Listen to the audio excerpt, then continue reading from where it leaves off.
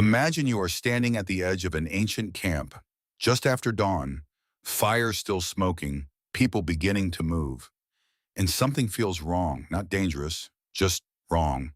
You look around and you start counting, children running, children watching adults work, young parents carrying infants, teenagers practicing skills, but almost no old people, barely any at all.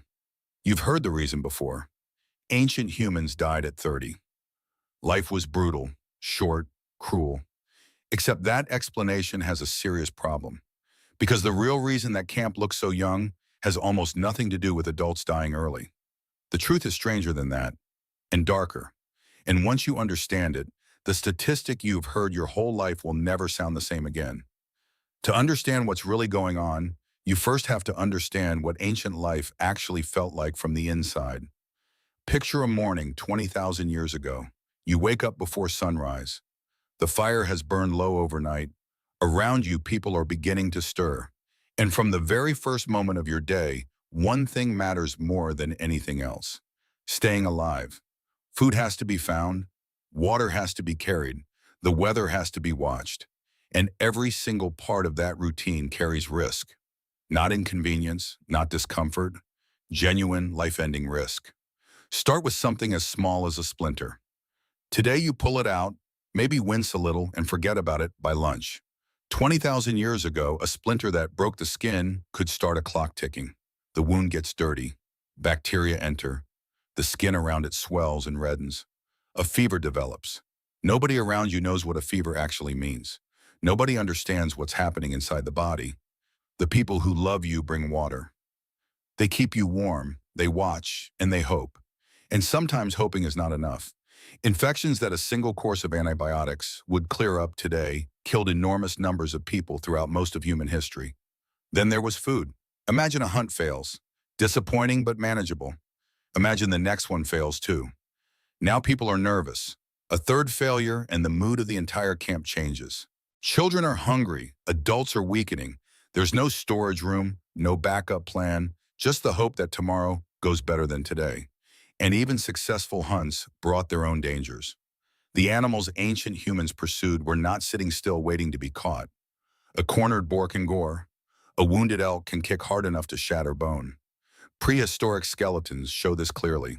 Healed fractures, crushed ribs, trauma injuries scattered across a lifetime of close calls.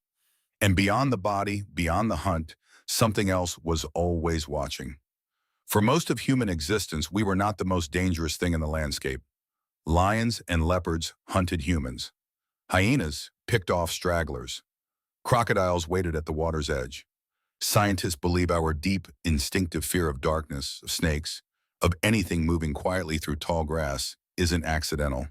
It's a memory, a warning passed down through thousands of generations of ancestors who learned those lessons the painful way.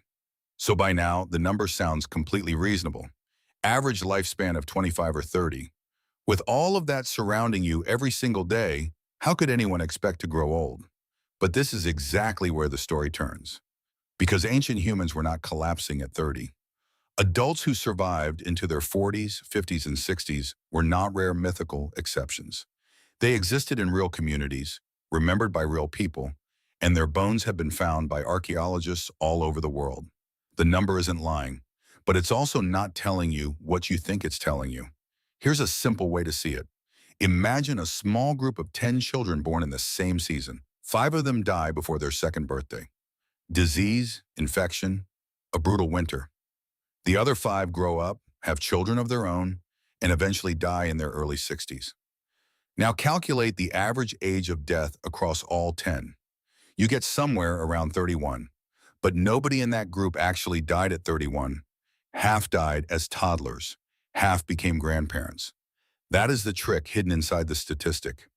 Research into ancient and hunter-gatherer societies found that roughly 27% of infants didn't survive their first year of life. And nearly half of all children never made it to puberty.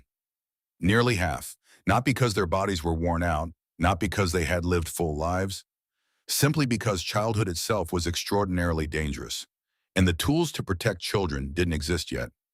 No clean water systems, no vaccines, no understanding of why infections spread. Now think about your own street, your own neighborhood. Imagine if nearly half the children around you didn't survive to adulthood.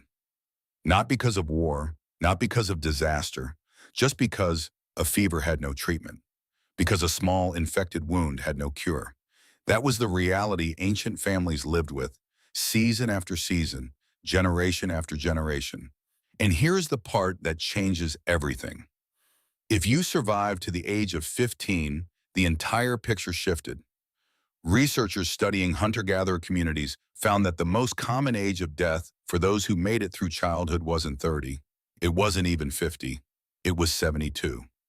72. The catastrophe wasn't adulthood. The catastrophe was getting there. The major causes of death in the ancient world were infections and septic wounds, conditions that thrive without sanitation, without medicine.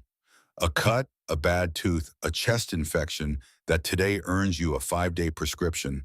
These were the real killers, not some biological limit that caused human bodies to wear out at 30. This is why the statistic misleads so completely. It blends two entirely different experiences into one number. The experience of a child who never saw their 5th birthday, and the experience of a grandmother who watched her grandchildren learn to walk. Average those two lives together, and you get a number that describes neither of them accurately. And yet those families still laughed. They still told stories around fires. They still planned, hoped, celebrated, and grieved. Human beings carry on. They always have. The adults who made it through childhood became something precious to their communities. They remembered where water could still be found during a drought. They knew which plants turned dangerous after heavy rain. They knew which routes failed, which hunts worked, which winters were survivable. They carried knowledge that existed nowhere else, in no book, on no map, nowhere except inside their memory. Losing an elder didn't just mean losing a person, it meant losing a library. The only library the group had. So when someone tells you ancient humans died at 30, they're not exactly wrong. The average really was that low. But the reason behind it tells a completely different story than most people imagine. The terror of ancient life wasn't that your body gave out in your prime. It was that getting to your prime required surviving a childhood with almost nothing protecting you. No medicine, no clean water, no understanding of what a fever meant or why wounds turned deadly. Just the people around you, doing their best, hoping it would be enough. Today, more than 97% of children in developed countries survive to adulthood. For nearly all of human history, that number would have sounded impossible. The skyscrapers and the smartphones get most of the attention when people talk about human progress. But quietly underneath all of it, the most important thing humanity ever accomplished was much simpler. We learned how to keep children alive, and because of that, growing old stopped being a rare achievement. It became something most of us simply expect. Which brings us back to that camp from the beginning. If you stood there long enough, past that first unsettling count of how few elders you could see, you would eventually notice something else. The old faces, the people carrying decades of memories, the ones who had survived countless winters, countless hunts, countless losses. They were there. They were always there, and their existence holds the real answer to one of history's most misunderstood statistics.